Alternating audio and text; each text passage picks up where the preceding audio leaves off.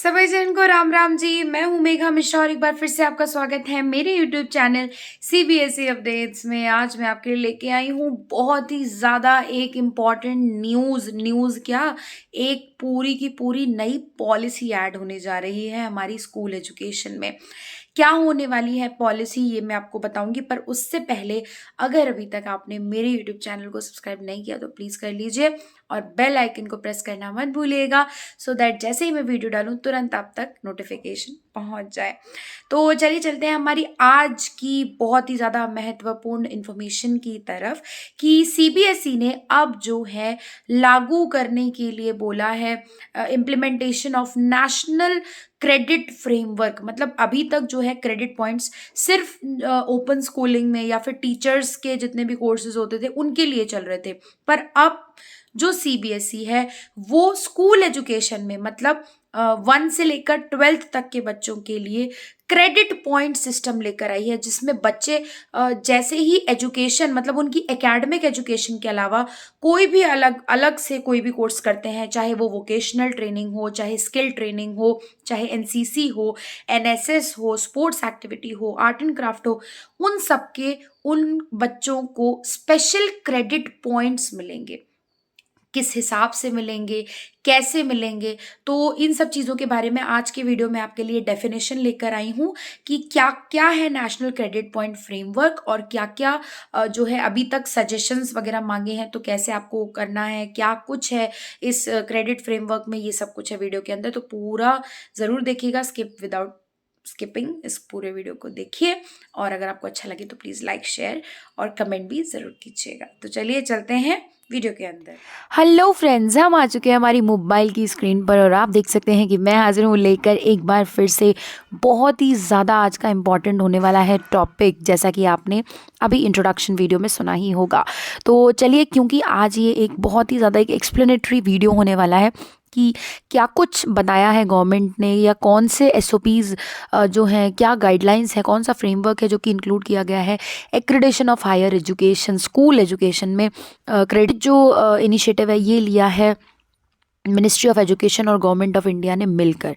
ठीक है, तो अब सीधे चलते हैं हम कि इन्होंने क्या क्या चीज़ें आपको गाइडलाइंस दी हुई हैं।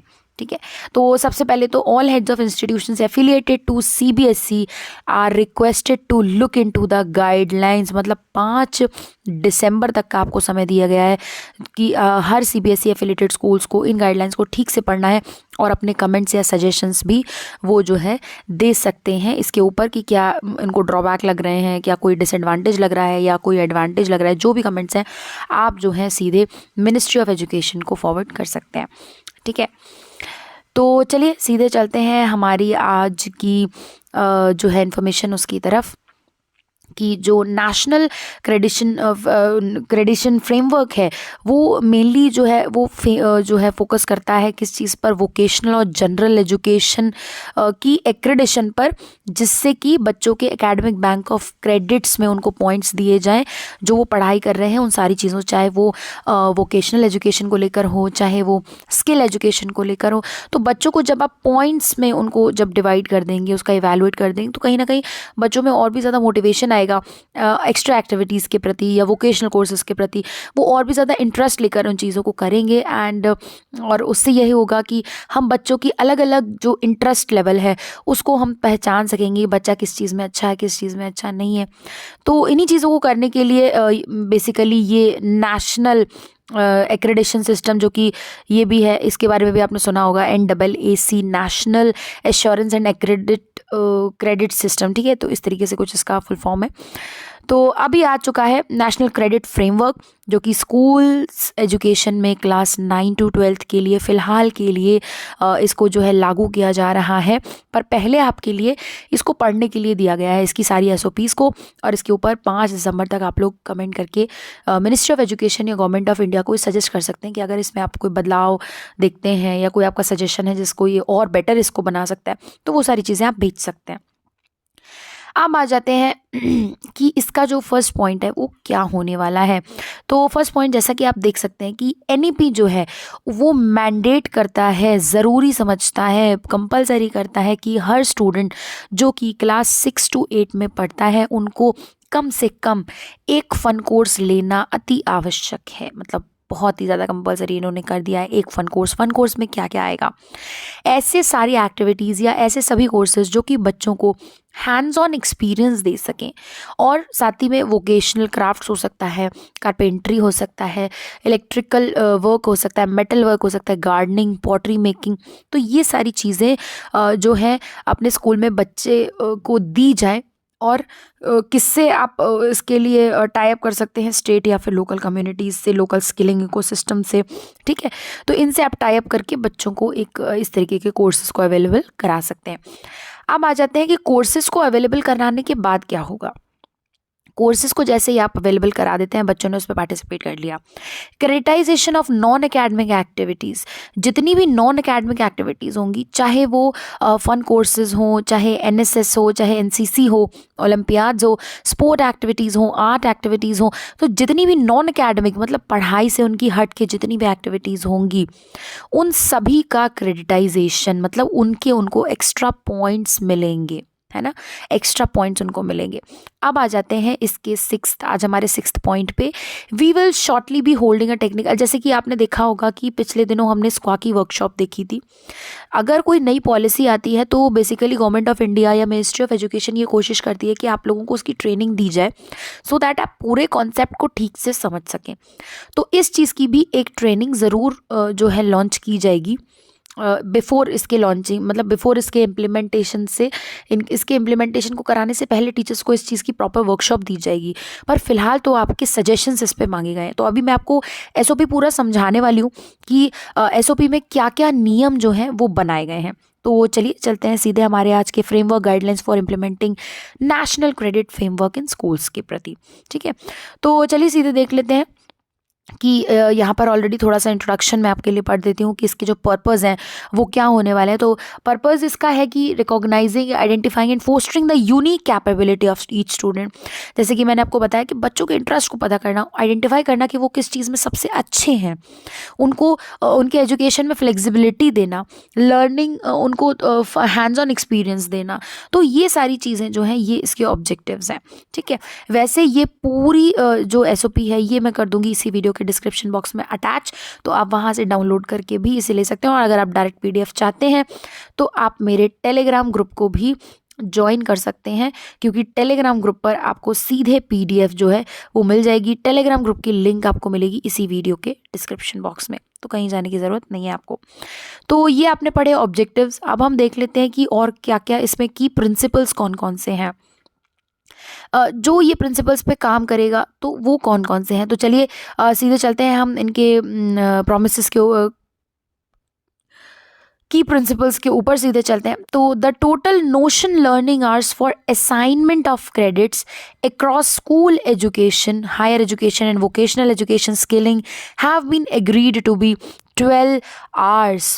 1200 hours per year for which student learners shall be awarded 40 credits। मतलब यही कि अगर आप बच्चे को एक साल में, मतलब एक सेशन में, एक एकेडमिक सेशन में आप कम से कम 1200 घंटे की बच्चों को वोकेशनल ट्रेनिंग या फिर स्किलिंग के ऊपर फोकस कीजिए, जिसके अकॉर्डिंगली उनको 40 पॉइंट्स जो है वो क्रेडिट में उनको दिए जाएंगे, ठीक है।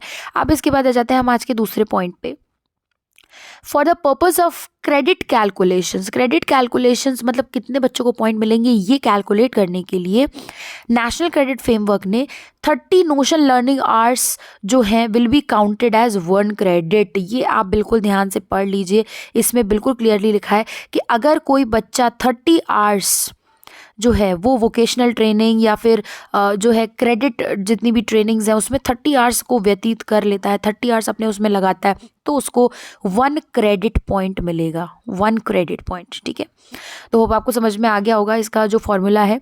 मतलब 30 आवर्स अगर मैंने किसी ट्रेनिंग पे किसी बच्चे के स्पेंड करा दिए तो वो बच्चा 1 क्रेडिट का हकदार हो जाएगा, 1 क्रेडिट पॉइंट्स का, ठीक है। अब हम आ जाते हैं the students may take additional courses, programmes, subjects, projects beyond 40 credits to add additional credits for the same. अगर 40 क्रेडिट्स के बाद भी बच्चा कुछ एडिशनल क्रेडिट करना चाहता है तो वो एडिशनल कोर्सेज भी ले सकता है, प्रोग्राम्स में पार्टिसिपेट कर सकता है, अदर सब्जेक्ट को भी प्रेफर कर सकता है। मतलब ये तो हो गया कि एक सब्जेक्ट में आपने कितना अच्छा किया, 1200 घंटे दिए। अगर आप और भी एक्स्ट्रा करना चाहते हैं, आप और भी ज़्यादा अच्छे क्रेडिट्स करना चाहते हैं तो आप दूसरे भी बच्चे जो है उनमें एनरोल कर सकते हैं, दूसरे कोर्सेज में भी। इसके बाद आ जाते हैं आज के हमारे तीसरे पॉइंट पर। The total learning hours can be creditized subject to assessment and may include classroom teaching. कुल मिलाकर जो टोटल लर्निंग आवर्स है वो क्या क्या इंक्लूड कर सकते हैं?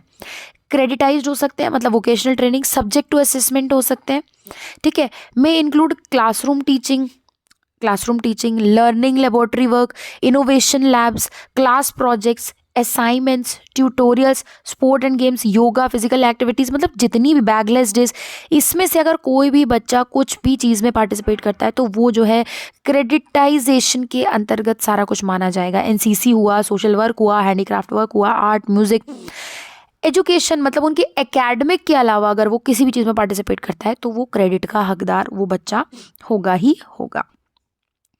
चलिए अब देख लेते हैं कि जो इन्होंने और आगे क्या बोला है इस डॉक्यूमेंट के बारे में। This would close the gap in achievement of learning outcomes. मतलब इसका जो मेन उद्देश्य है, ये जो चीज़ें जितनी भी चीज़ें हो रही हैं वो अचीवमेंट करने के लिए हो रही हैं, लर्निंग आउटकम्स। कहीं ना कहीं हम लोग पढ़ाने के बाद, बिल्कुल सही बात है कि आजकल एजुकेशन सिस्टम में जो सबसे नोन चीज़ है या आप कह सकते हैं कि सबसे फेमस और बहुत ज़्यादा पॉपुलर होती जा रही है वो है लर्निंग आउटकम्स। मतलब बच्चे ने क्या सीखा। पहले जब थोड़े से टाइम पहले, आज से 10 साल पहले मान लीजिए, तो ये फोकस किया जाता है कि टीचर ने कितना सिखाया, पर अब जो है इस चीज़ पर फोकस होने लगा है क्योंकि चाइल्ड सेंटर्ड एजुकेशन हो गई। तो बच्चे ने क्या सीखा, बच्चे ने जो सीखा है उसी को हम लर्निंग आउटकम कहेंगे, है ना। मतलब हिंदी में इसको बोलते हैं अधिगम प्रतिक्रिया, है ना। तो जो बच्चों ने सीखा वो, इससे जो है बच्चों का अचीवमेंट ऑफ लर्निंग आउटकम्स जो है वो ज़्यादा बढ़ेगा, बच्चे ज़्यादा से ज़्यादा सीख सकेंगे। Assessment is this mandatory for earning credits for all types of learning and progression to the next assessment band, ठीक है। अब असेसमेंट जो है अर्निंग क्रेडिट्स इसीलिए बहुत ज़्यादा ज़रूरी भी है। अब आ जाइए कि मैं इस टेबल के थ्रू मैं आपको बताने वाली हूँ कि कैसे कैसे स्कूल की एजुकेशन में इम्प्लीमेंटेशन करने का सोचा है एनसीआरएफ ने। तो चलिए चलते हैं सीधे हमारे टेबल के ऊपर। एकेडमिक बैंड यहाँ पर ऑलरेडी आपको लिखा हुआ, क्लासेस आपको यहाँ मिल जाएंगी और इसके बाद कितने आपको क्रेडिट पॉइंट्स मिलेंगे ये भी आपको पता चलेगा। तो सीधे चलते हैं क्लास 12 में। क्लास 12 में अगर बच्चों ने एनटीसी, क्लास 12 के साथ साथ अगर NTC, NAC, CITS, NSQF, level 4 STT, इन चीज़ों को साथ में लेके 12th किया है तो वो कहाँ पहुँचेगा, वो एनसीआरएफ के थ्रू 4th लेवल पर होगा और उसने क्रेडिट अर्न किया, कितने पॉइंट्स होंगे उसके, 40 पॉइंट्स होंगे। और इन दोनों को जब मिलाकर क्रेडिट पॉइंट्स टोटल जो है अर्न किया होगा वो 160 पॉइंट्स में होगा, ठीक है। तो अब आ जाते हैं, मतलब लेवल 4 मतलब हर लेवल पे 40 पॉइंट्स दिए जाएंगे, तो इस हिसाब से इक्वल होगा 160 के, ठीक है। अब आ जाते हैं कि क्लास 11 का क्या होगा। क्लास 11 में 11th क्लास के साथ साथ अगर बच्चों ने ये सारी चीज़ें NTC, NAC, CITS, NSQF, level 3.5, STT, ये सब अगर उनको फॉलो किया, मतलब अपनी पढ़ाई के साथ साथ इन सब कोर्सेज में भी एनरोल किया और इसको कंप्लीट भी किया, तो बच्चा जो है एनसीआरएफ क्रेडिट लेवल पे पहुंचेगा, 3.5 लेवल पे पहुंच जाएगा। और साथ ही साथ में उसको हर पर लेवल पे, मतलब हर लेवल पे उसको जो है 40 पॉइंट्स मिलेंगे, तो अराउंड 140 के समथिंग पॉइंट्स हो जाएंगे उसके, ठीक है। ऐसे ही करके आप देख लीजिए क्लास 10 का भी है 40 पॉइंट्स में, मतलब हर जो है मिलाकर हर साल 120 पॉइंट्स का एक क्रेडिट एरिया रखा गया है ना। इसके बाद क्लास 9th का भी इसी तरीके से रखा गया है, बट उनकी जो एक्टिविटीज़ हैं वो शायद थोड़ी सी डिफरेंट है या थोड़ा सा लेवल उनका कम है, तो वो भी आप यहाँ पर देख सकते हैं। इसके बाद अगर हम देखें 9 से लेकर 12 तक जो एक्टिविटीज़ हैं वो लगभग सेम है, ठीक है। NTC, NAC, NSQF, level 2.5, STT करना अलग अलग लेवल्स पे, तो ये सब चीज़ें। अब आ जाते हैं हम क्लास 8 पे, मतलब अब हम आ चुके हैं मिडिल स्कूल में। क्लास 8 पर अगर हम देखें तो एनएसक्यूएफ लेवल 2 एसटीटी अगर बच्चे ने कर लिया तो वो लेवल 2 पर पहुंच जाएगा, पर लेवल उसे 40 पॉइंट्स मिलेंगे और ऐसे करके वो अर्न करेगा 80 पॉइंट्स, ठीक है। अब देख लेते हैं कि आगे जो है वो क्या है। क्लास 7 के लिए कोई एक्स्ट्रा एक्टिविटी मतलब इसमें नहीं बताई है, इस लेवल पे नहीं बताई है। वोकेशनल एक्टिविटीज़ बच्चा करेगा, सिंपल वोकेशनल, कोई पर्टिकुलर एक्टिविटी नहीं होगी उसकी। वोकेशनल एक्टिविटीज़ से बच्चा पहुंचेगा 1.67 लेवल पर और 40 पॉइंट्स उसे हर लेवल पे मिलेंगे, तो 67 उसको पॉइंट्स मिलेंगे। ऐसे ही करके ये पूरी टेबल है। तो मैं इस पूरी टेबल को भी आपको जो है इसी वीडियो के डिस्क्रिप्शन बॉक्स में इसी सर्कुलर के साथ मैं अटैच कर दूंगी, तो वो आप देख लीजिएगा। क्लास 1 से लेके क्लास 12 तक की पूरी ये टेबल है। और इवन प्री स्कूल में भी बच्चों के क्रेडिटाइजेशन होंगे। प्री स्कूल में 0.1 से होगा तो बच्चों को लगभग 8.1 का क्रेडिट पॉइंट्स मिल जाएंगे। ठीक है। अब for presenting launching phases for class 9 to 12 the following would be available. ठीक है, अब एप्लीकेबल, सॉरी। अब देखिए, जैसे कि इसमें पूरा जो है प्लान दिया तो है, पर फिलहाल इम्प्लीमेंट हमको सिर्फ 9 से लेकर 12 तक करना है। तो 9 से लेकर 12 तक हमको क्या क्या चीज़ें करनी है, कैसे कैसे फॉलो करना है, ये मैं आपको इसमें बता देती हूँ। ये देखिए 12th में देखिए इसी तरीके से वापस से इसको जो पूरा टेबल के थ्रू इसको सेम के सेम बनाया गया है। ठीक है। अब आ जाते हैं कि गाइडलाइंस कौन सी होने वाली हैं स्टेट बोर्ड्स के लिए कि वो इम्प्लीमेंट करें नेशनल क्रेडिट फ्रेमवर्क। अच्छा, उससे पहले एक चीज़ और मैं आपको इसमें बहुत ही ध्यान से बता दूं कि ये जितनी भी गाइडलाइंस हैं, ये ऐसा नहीं है कि सिर्फ CBSE स्कूल्स के लिए हैं, ये CBSE स्कूल्स के लिए भी हैं, ये स्टेट बोर्ड्स के लिए भी हैं, ये स्कूल बोर्ड्स के लिए भी हैं और NIOS के लिए भी है, मतलब ओपन स्कूलिंग जो बच्चे कर रहे हैं उनके लिए भी है। ठीक है। सो फ्रेंड्स, इसके आगे का जो इम्प्लीमेंटेशन है या आपको जो क्रेडिट पॉइंट्स है उसका कैलकुलेशन कैसे करना है, धीरे धीरे करके मैं आपको पार्ट 2 पार्ट 3 जितने भी पार्ट्स में ये पूरा जो टॉपिक है उसको मैं ख़त्म कर पाऊँगी, मैं आपको ज़रूर बताऊँगी। और बने रहिएगा इसी तरह मेरे चैनल पे। होपफुली आज आपके वीडियो जो मेरा है उसमें आपको हेल्प ज़रूर मिलेगी। और अगर आपको कोई भी डाउट हो तो आप कमेंट सेक्शन में बिल्कुल बताइएगा और जल्द से जल्द मैं कोशिश करूँगी कि जैसे जैसे ये कंप्लीट होता है, क्योंकि एक वीडियो में इस पूरे कॉन्सेप्ट को समझाना थोड़ा मुश्किल है, तो मैं इसको पार्ट्स में बनाऊंगी। तो चलिए चलती हूँ, मिलती हूँ आपसे नेक्स्ट वीडियो में जो कि आ रहा है कल बहुत जल्दी। और राधे राधे जी।